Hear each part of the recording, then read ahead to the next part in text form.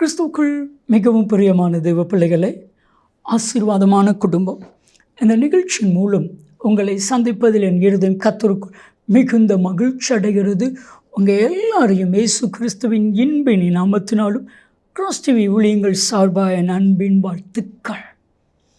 இன்றைக்கும் சென்னையை சார்ந்த சகோதரர் ரவி அவங்களுக்காக, அவங்களுடைய குடும்பத்திற்காக விசேஷமாக அன்பு மகன் அன்பு மகள் 2 பேருக்காக ஜெபிக்க போகிறோம்.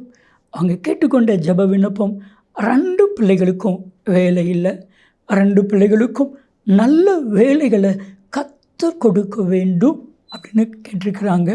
மாத்திரமல்ல, அன்பு மகளுடைய ஃபேமிலியில் கொஞ்சம் பிரச்சனை, அந்த பிரச்சனைலாம் மாறணும்னு கேட்டிருக்கிறாங்க.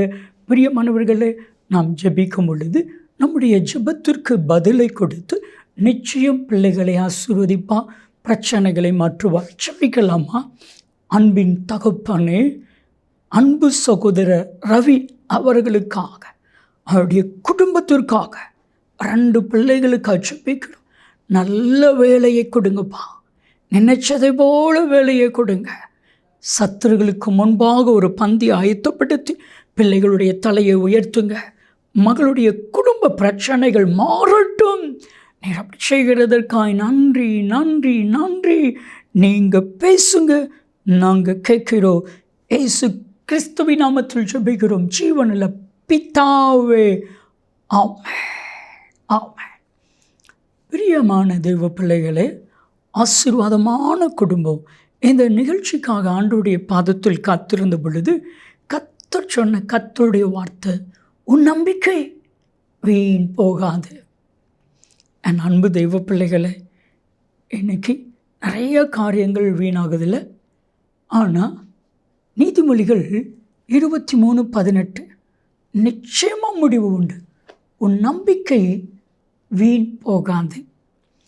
நீங்கள் மனுஷனை நம்பியிருந்தீங்கன்னா அது டோட்டலாக வீண். நம்பிக்கை கட்டாயம் வேணும்.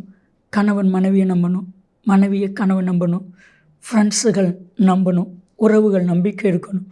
ஆனால் உங்களுடைய முழு நம்பிக்கை மனிதர்களாய் போகும் பொழுது ஆண்டவரை நம்ம அவமதிக்கிறோம். அது ஆண்டவருக்கு பிரியமில்லாத ஒரு காரியம்.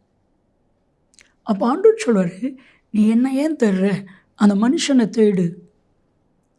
ஏன் அப்படின்னா, வேதாமத்தினுடைய நடு வசனம் இல்லைன்னா மைய வசனம் சங்கீதம் 118:8 மனுஷனை நம்புவதை பார்க்கிலும் கர்த்தர் பேரில் பற்றுதலாயிருப்பதே நலம். ஸோ இது நம்பிக்கை வேணும். ஆனால் அதை பார்க்கிலும், அப்படின்னா அதை காட்டிலும் அதிகமாக கர்த்தரை நம்பணும். எந்த ஒரு மனுஷன், எந்த ஒரு மனுஷி கர்த்தரை நம்புகிறாங்களோ அந்த நம்பிக்கை வீண் போகாது. அவங்க யார் அப்படின்னு வேதம் சொல்லுதுன்னா, பாக்கியவான்கள். நீதிமொழிகள் 16:20 நீங்கள் வாஸ்து பாருங்கள்.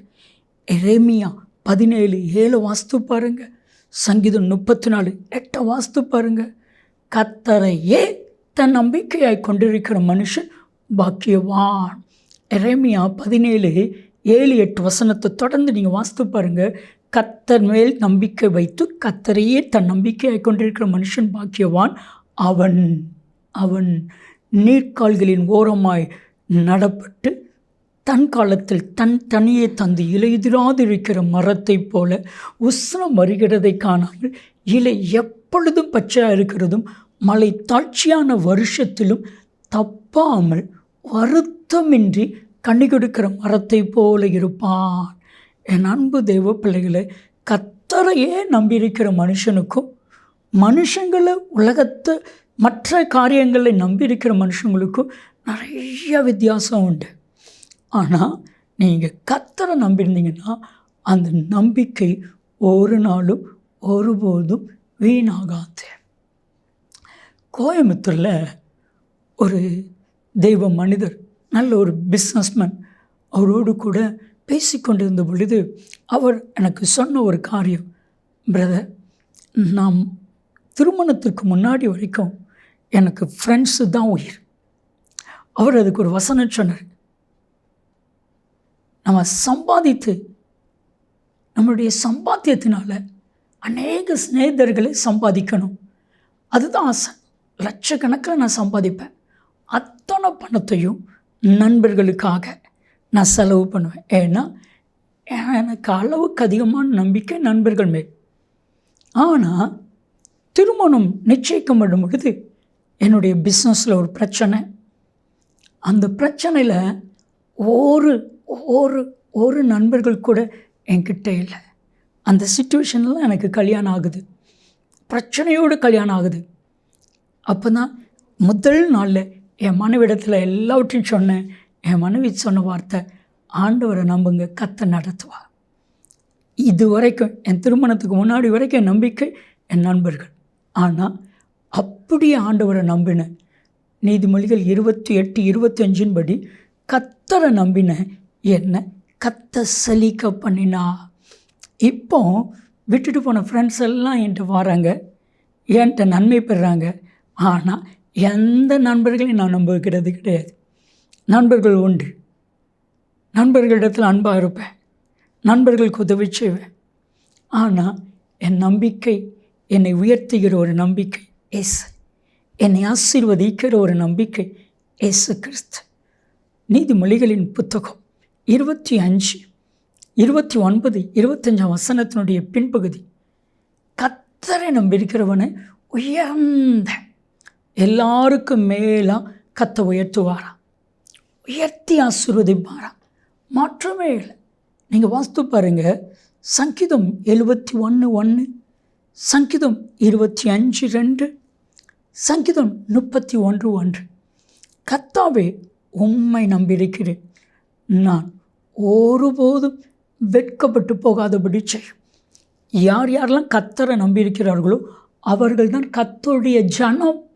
யோவேல் 2:26, யோவேல் 2:27 பின்பகுதி, என் ஜனங்கள், என்னை நம்பியிருக்கிற என் ஜனங்கள் ஒருபோதும் வெட்கப்பட்டு போவதில்லை. என் அன்பு தெய்வ பிள்ளைகளை, ஒருபோதும் நீங்கள் வெட்கப்படுவதே இல்லை, ஒருபோதும் உங்கள் நம்பிக்கை வீணாகுவதே இல்லை, ஒருபோதும் கர்த்தர் உங்களை கைவிட மாட்டான். ஜெபிக்கலாமா? தகப்பனே, உம்மை நம்பியிருக்கிறவர்களை பிரகாசிப்பிக்க பண்ணும், ஆசீர்வதி செய்கிறதற்காய் நன்றி. நாமத்தில் ஜெபிக்கிறோம் ஜீவனில் பிதாவே, ஆமென், ஆமென். உங்கள் நம்பிக்கை ஒருபோதும் வெட்கப்படுவதே இல்லை, வீணாவதே இல்லை. நன்மையும் கிருபையும் ஆசீர்வாதங்கள் நிச்சயமாக உங்களை தொடரும். ஆமென், ஆமென்.